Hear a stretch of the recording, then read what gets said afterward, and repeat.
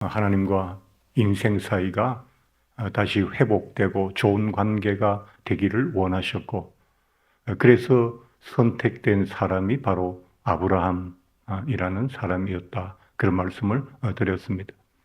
그래서 아브라함과 이삭과 야곱과 요셉을 우리는 흔히 믿음의 족장들이라고 그렇게 말을 합니다. 아브라함은 175세를 살았습니다. 그러니까 그는 75세에 하나님께 부르심을 받아서 나왔고, 그가 사망할 때까지 100년 동안의 신앙생활을 했던 거죠.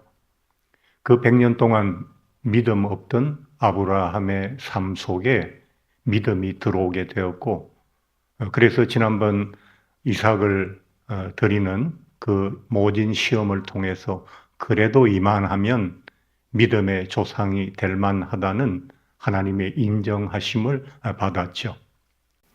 아브라함이 이제 인생이 끝나고 이삭의 인생이 시작되었습니다. 오늘은 이삭의 가정에 일어났던 장자권에 얽힌 가정의 일을 우리에게 소개하고 있죠. 여러분, 세상은 우리의 일터이고 가정은 우리의 쉼터입니다. 우리가 가정을 통해서 많은 위로와 삶의 기쁨을 얻지만 또 그 가정이 우리에게 무거운 짐이 되거나 삶의 문제와 고통을 줄 때도 너무나 많다는 거죠. 그래서 오늘 이 이삭의 가정에 일어난 일들을 조금 생각해 보면서 이 가정의 문제들을 통해서 하나님은 우리에게 어떤 교훈을 주시고 또 이삭의 가정을 어떻게 이끌어 가시는지를 짧은 시간에 함께 이야기를 나누어야 할 텐데요. 내용은 다 이해를 하셨죠? 이삭이 나이가 137세쯤 되어서 나이도 많고 눈도 많이 어두워졌습니다. 그래서 아버지에게 있는 장자권을 행사하기로 작정하였습니다. 자신의 수명을, 미래를 알지 못하니까 아들에게 장자의 축복을, 에서에게 장자의 축복을 함으로 해서 자신이 가진 보다 좋은 것들을 자녀에게 물려주고자 하는 그런 좋은 의도에서 시작된 일이었죠. 그런데 아내 리브가가 남편이 에서를 축복하는 것에 대해서 반대를 하고 둘째 아들인 야곱을 은밀히 불러서 네가 형을 대신해서 장자의 축복을 받으라. 야곱이 내가 어떻게 형의 행세를 하면서 아버지께 복을 받을 수 있겠습니까? 금방 발각될 일이고 그건 굉장히 저주를 받을 수도 있는 일입니다. 라고 했는데 리브가는 그런 야곱을 종용하고 어떻게 아버지를 속이고 장자의 축복을 받을 것인지에 대해서 상세한 계획을 가지고 아들을 이끌었죠. 그래서 에서는 장자의 축복에서 배제되고 야곱이 아버지와 형을 속이고 장자의 축복을 받게 된 거죠. 그로 인해서 형제간에 문제가 생겼습니다.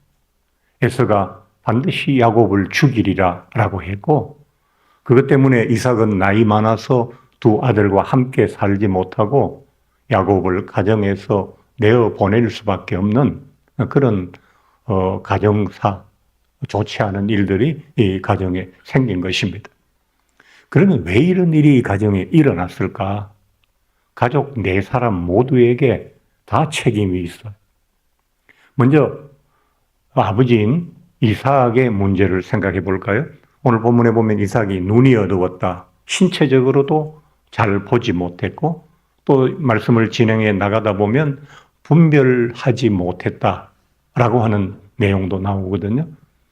이삭의 잘못은 뭐냐니까 이삭은 자꾸만 어느 자녀가 하나님의 약속을 계승할 자녀인지를 생각한 것이 아니라 인간적으로 그 시대의 보편적인 가치로 많은 아들 가운데 장남에게 아버지의 상속권과 축복을 더 많이 물려주는 그런 어떤 세상적인 모습 속에서 그 자신의 장자권을 행사하려고 하고 있다는 겁니다.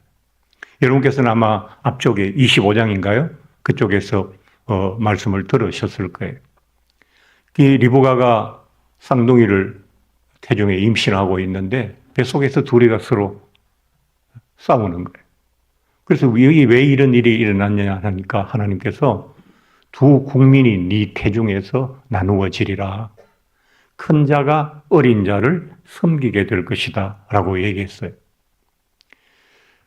몇 분 먼저 나온 것은 에서이지만 하나님의 약속은 야곱에게 계승될 것이라고 하나님께서 리브가에게 이미 말씀해 주셨고, 또 리브가는 남편 이삭에게 그 이야기를 했을 거예요. 부부 사이에 뭐 그런 중요한 일, 자녀에 관한 일을 혼자만 알고 있겠습니까?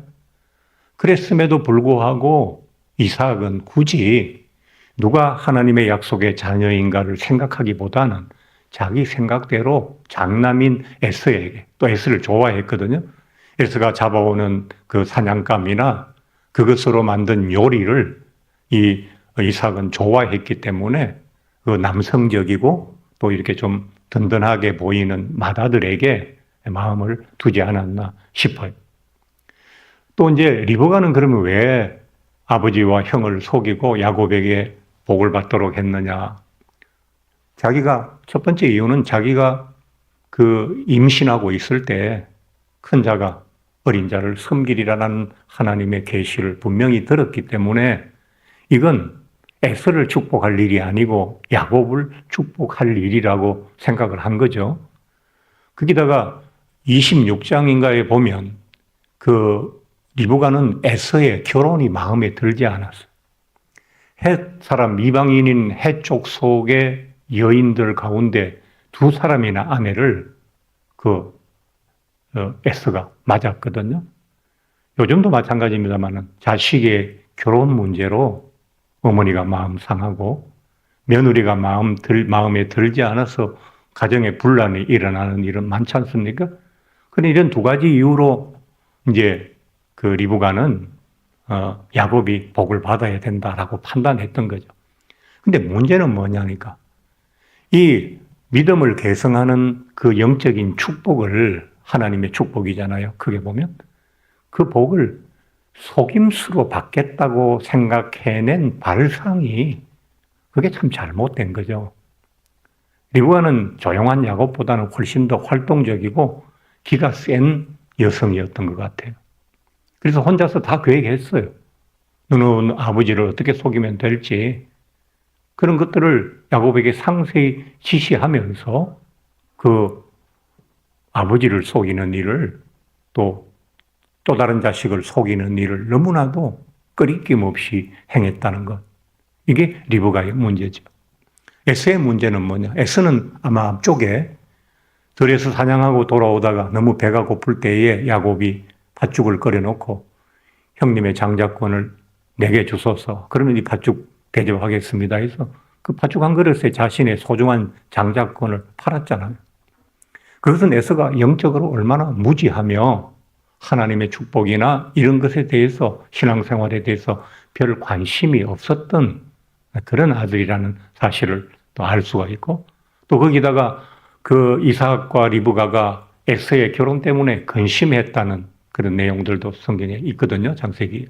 그러니까 부모의 마음을 좀 늘 불편하게 하는 그런 자식이었다는 것이 에서의 문제였고 야곱의 문제는 그 귀한 축복권을 팥죽으로 살 수 있다고 생각했던 것.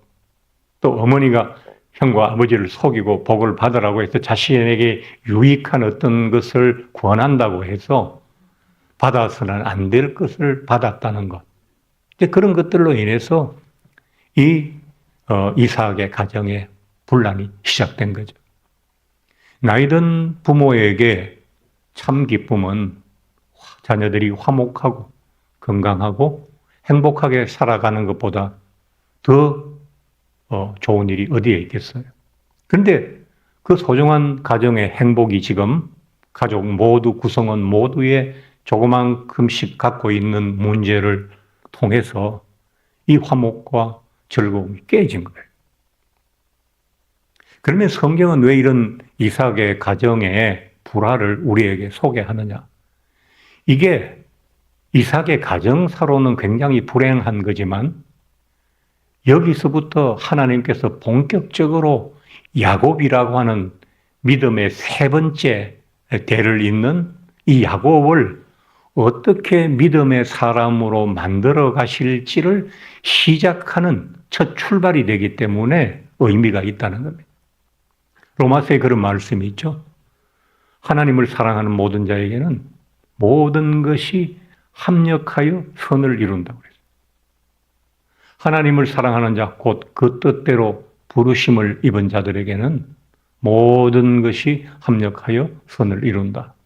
이건 이삭의 잘못이고 리브가의 잘못이고 에서와 야곱의 잘못이지만 하나님은 그 잘못을 통해서 가정의 위기를 통해서 가정의 불화를 통해서 이제 본격적으로 야곱이라고 하는 또 다른 한 인물을 믿음의 사람으로 세워가시는 일을 시작하고 계시다는 사실입니다.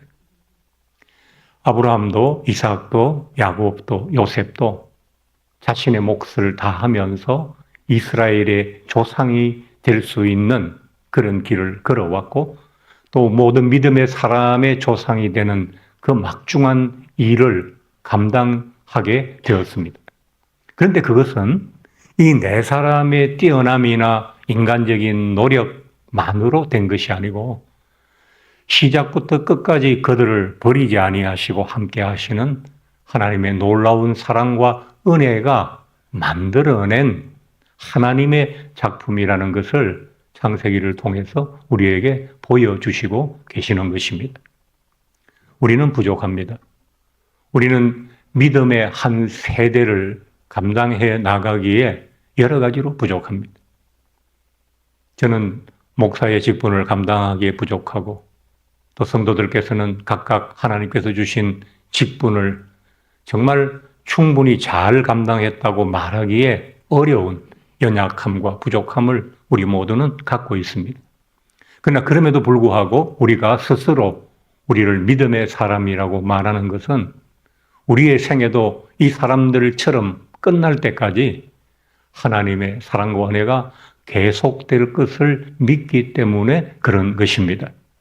오늘 하루 여러분의 하루가 새벽에 나와서 기도하셨기 때문에 좋은 하루가 되겠다. 그렇게 생각도 할 수 있지만 하나님의 사랑이 어제나 오늘이나 변함없이 우리를 향하고 계시기 때문에 우리가 믿음의 사람으로 살아가려는 마음만 가진다면 오늘 하루도 우리들의 생애에 좋은 역사로 기록되는 그런 은혜로운 하루가 될 줄로 믿습니다.